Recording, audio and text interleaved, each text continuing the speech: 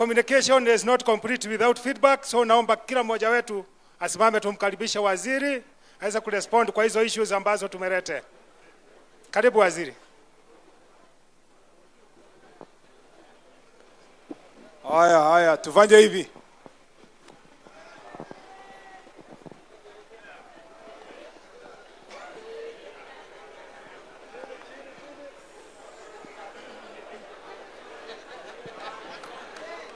Nimeona hamtaki kuguza miguu. Haya, ketini. Thank you very much. I will be very brief to respond to some of the issues you've raised. I will collapse them together. Ndio niite Mheshimiwa Speaker, alafu ataita Mheshimiwa tumalize. Actually this is, mimi naona mmetesa wabunge sana na waheshimiwa kusikia nyinyi the whole day. Lakini si wametesa nyinyi kila wakati. Mtu anafika funeral. Naona hii watu wanafika funeral. Anakuja, ana whisper, anaambia MC niko na ingine, anasema anaenda. Alafu anatoka anaenda ingine. Anawacha asikii mambo ya watu wengine.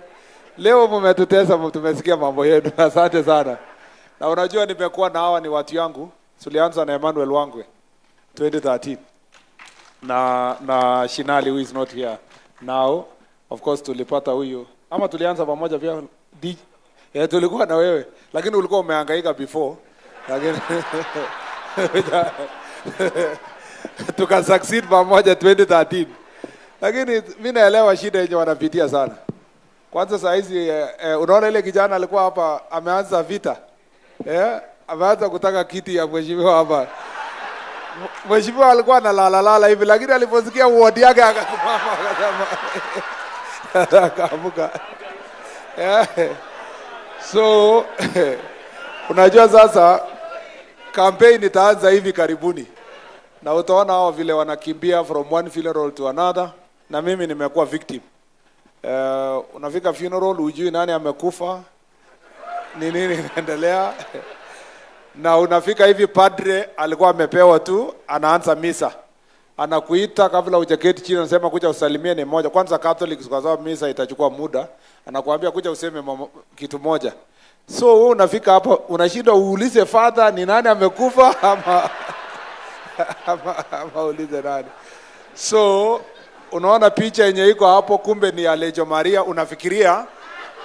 Unafikiria mwenye amekufa ni mama. Sasa unaanza kusema huyu mama amelala hapa alikuwa rafiki yangu.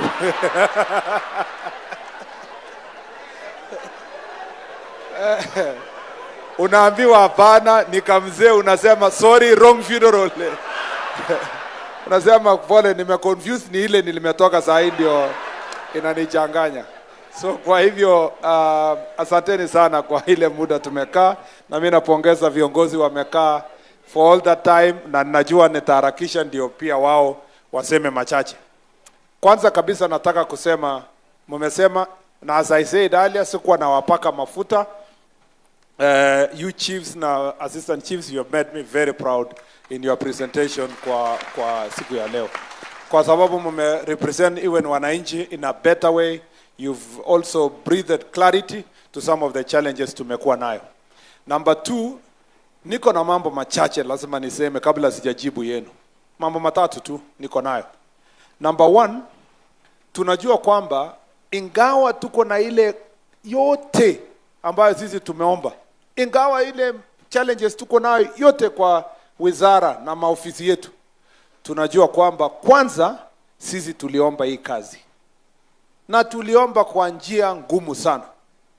Kwanza nyinyi chiefs, how many chiefs hapa wameandikwa kazi 2 years ago ama assistant chief? Inua tu mkono hivi. Unaona? Hao wote waliandikwa. Na waliandikwa wakijua hakuna ofisi ya chief. Waliandikwa wakijua kwamba hakuna motorcycle ya chief. Wakijua kwamba iko shida mingi. Na siku ya interview waliulizwa swali. Wakaambiwa chief, wewe sasa umeomba hii kazi na hakuna ofisi. Akajibu akasema kwa interview, mimi I work anywhere. I'm very creative, I can work anywhere. na mkaongeza mkasema I work under very minimum supervision. Sasa interview panel ikaona huyu mtu ni creative na ni mchachari, tupatie huyu, wacha wale wengine wakae. Ukawekwa number 1. Siku umefika ofisi unasema hii ni kazi gani, hata chief anatembea na stamp kila mahali. So you must realize that you are the ones who are our police officers, especially these ones who are OCSs now. Wajana hata wale wa sahi. Hawa waliandikwa pengine watu wawili kwa division ama watatu waine, you know, especially the senior ones. Ni wale waliandikwa when there were very few police officers. Na walihangaika sana wapate hii kazi. Yeah? Lakini wasikuizi hata wakati umepata tu kazi siku hiyo. Na alikuwa anakuambia niko tayari kuenda Kibish, Mandera, Lamu na kila wakati. Lakini uliza hao wabunge na MCS. The day umetoka Kikanjo, the same day, mheshimiwa, niombeeko nikuje karibu na nyumbani. So we must all of us appreciate that against all odds, we are among the few Kenyans who have the privilege to hold an office of a chief, assistant chief, or a police officer. People who can at least earn a salary at the end of the month. People who even have medical cover. However kidogo it is, you have a medical cover. People who have an office yenye you hold, when you walk around, kuna uniform, kuna crown, kuna nini, watu wanakuheshimu. Na hiyo inakufungulia milango mengine. So you must appreciate that in the first place you are privileged. Therefore, take your job very diligently. Kuwa mtu mwenye you go out of your way to understand the job you are doing. Usifanye kazi yako kiholela. Nilikuwa naambia some OCSs jana asubuhi tukiwa huko Nairobi kwamba even when you have any challenges, kama vile police officer mmoja aliniambia waziri, si unaona mimi niko msafi. That usafi alone, that physical presentation as the OCS is extremely important because you are the leader, you are the face as a chief, as assistant chief. How you carry yourself, you know, assistant chief. Hakuna vile wewe ndio wa kwanza kufungua bar kwa the local area. Unakunywa buza na wale watu unawasimamia. Alafu bado unataka kuambia we are fighting illicit brew. There has to be a way. Hata nilikuwa naambia this OCS, sisi hapa hatuko kwa kanisa ama dini. So you have a right kukunywa mambo yako yenye unakuwa bora ni illegal. But you have to organize yourself in a way that you are not one of those persons anapatikana amelala kwa mtaro hapo, kumekunywa pombe, umefanya nini? Because you must lead, you must be the leader. You must be the one who is leading. You must be creative. Wewe ukikuja hapa kama OCS na useme hiyo area atujui kuna watu wabaya, watu wa area hii wanapenda sana kuvuta bangi, kwanza ukienda Munyore hapo, Wanyore hapa wanapenda bangi, ni kama ni kawaida yao. Ukikuja na hiyo mentality, you've come to that locality, you are not going to lead. You must be able to be diligent to understand what you are supposed to do. And you must ask yourself in life, you ask this job to make what difference? What will you be remembered for? Our chief was a man when I was in primary school, is remembered mpaka sahi in Embobut. You will think he's the only chief of Embobut. Because alikuwa mkali, alikuwa ananyorosha watu, alikuwa anapambana na pombe, aliforce. You remember there was no CDF, there was nothing. He forced the whole community kuenda kujenga shule. And so some of us who ended up going to school owe it to that chief. And his name is inscribed in history. And he is blessed because of what he did to the community. So you need to have something you want to do, a difference you want to make. I was telling some of the OCSs, you have come to a new community. Hakuna vile utakuja ujifungie police station. Enda kanisa, msikiti, enda arusi, tembelea watu, fanya nini. When you interact with your local community, these problems we are talking about and our relationship as police officer and the community will be sorted out. You must really take your job seriously. That is why I totally agree with your proposal that to make sure that we are able to respond to challenges of now, there must be continuous training of government officials, continuously. 2 days workshop, 3 days workshop, devolved kind of conferences so that the OCSs can be meeting, interact. And I agree with the chief who spoke here akasema hata kukutana peke yake na kushare experiences yenye tunapitia, at least you realize it's not about you alone. Other people are going through and they will share with you how else they have been able to deal with these issues. And in our recommendation, we will make sure that that is mainstreamed and becomes continuous so that our officers are doing well.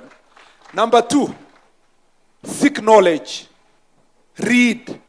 Ask. Wacha kuwa mtu tu mwenye unakaa hivyo. Na mjue chief, hakuna chief ajui kitu. Usiwahi enda mkutano yenye chief yenye ujui kitu. Ati umeamushwa na raia kwa baraza ukasema mimi sijui. Aha. Umeangusha serikali. Chief anajua kila kitu. Kuna kitu chief ajui? Chief anajua. Chief hata anajua nani alilala wapi. Kiuliza mtu chief na bwana nani alikuwa hapa, anasema alikuwa mahali fulani mpaka saa 9 lakini alitokezea akakuja kulala kwake. Chief, si nyinyi ndio mnapeana kitambulisho? Ukiuliza chief, hii mtoto ni ya nani? Before aside anakuambia hii mtoto ni Wafula. Lakini barasa anafikirianga ni yake. So waja tu mwandikie mwenye anaita ni yake. Sio ni ukweli? So chiefs being people who know, you know those things. You cannot let down your office. The community expects you. Now ukiulizwa swali na ujui, unasema there was some consultation that is still pending with Deputy County Commissioner. By next barasa nitakuwa tumemaliza hiyo consultation. Yeah? Kama kuna subject inahusiana na SHA na nini na unajua hujaelewa vizuri, tembea. Ile kijana alikuwa mchachari hapa ama mwingine hapo, unamwambia kijana kuja hapa. Umekuwa ukitaka kuongea na watu sana. Unafika barasa unaambia watu kabla sijasema mambo mengi yenye niko nayo. Kuna kijana mwingine hapa ama msomi mwingine ama daktari. Kuna maneno kidogo aliniomba nafasi. Na wewe umemwambia nyorosha 30 minutes. Wakati anaongea wewe unaandika notes. Unaandika notes.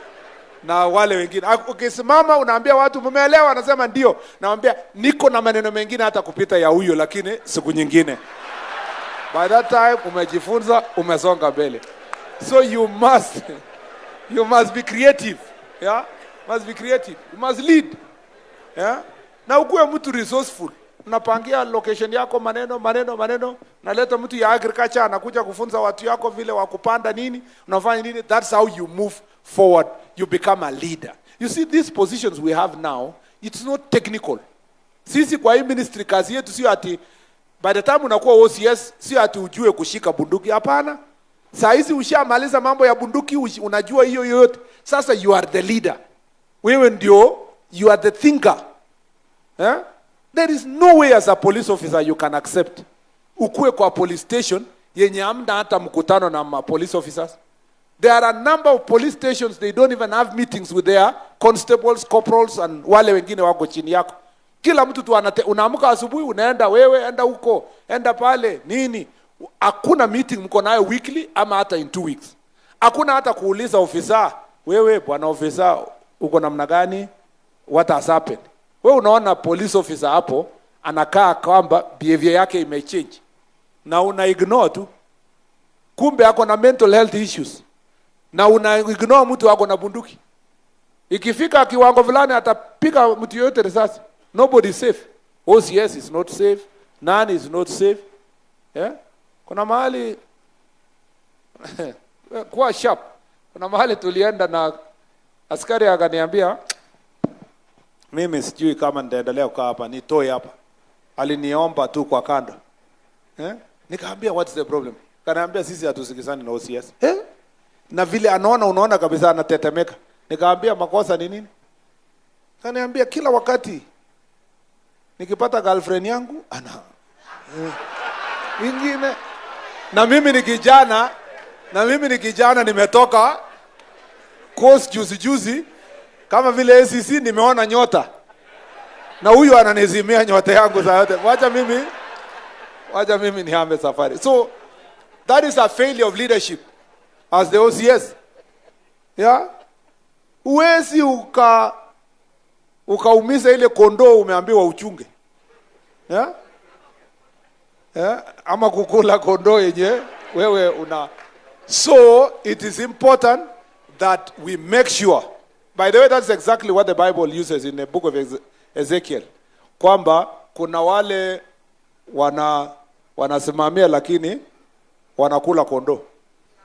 So you have to be very, very, very careful. Hata kama inamaanisha the other thing ni ukweli iko kwa hiyo Biblia. So you must become a leader. The reason many of the problems, hata tukikaa hapa na DIG, some of the problems you are telling us ni leadership problems. We need to fix the leadership. And going forward, DIG, thank you very much. Going forward, the National Police Service must put more emphasis on training of the leaders, the OCS. And we said yesterday, OCS, you are final. Police station is the final place for everybody. Huyu governor alikuwa na shida, hata ambie county commander, ambie sijui nani, mwishowe itaishia police station. Waziri akikuwa na shida saa hizi nyumbani huko, nikipigiwa simu kwamba viazi imeibwa huko nyumbani, nitapigia nani simu? Hata niongee na IG na nani, ule mwenye ana manage shamba hiyo ndamwambia aende report kwa nani? Kwa OCS, kwa police station.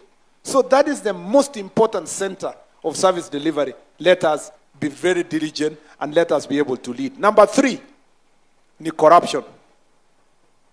Ile kitu inatupatia jina mbaya kwa hii wizara. Kila mwaka tuko number 1 ni corruption. Ni corruption. Kitu kidogo. Na mimi napenda ule mtu wa traffic alianzia hapo. Acknowledging the problem. Kwamba iko. Lakini wewe ulianzia wenye wanatoa.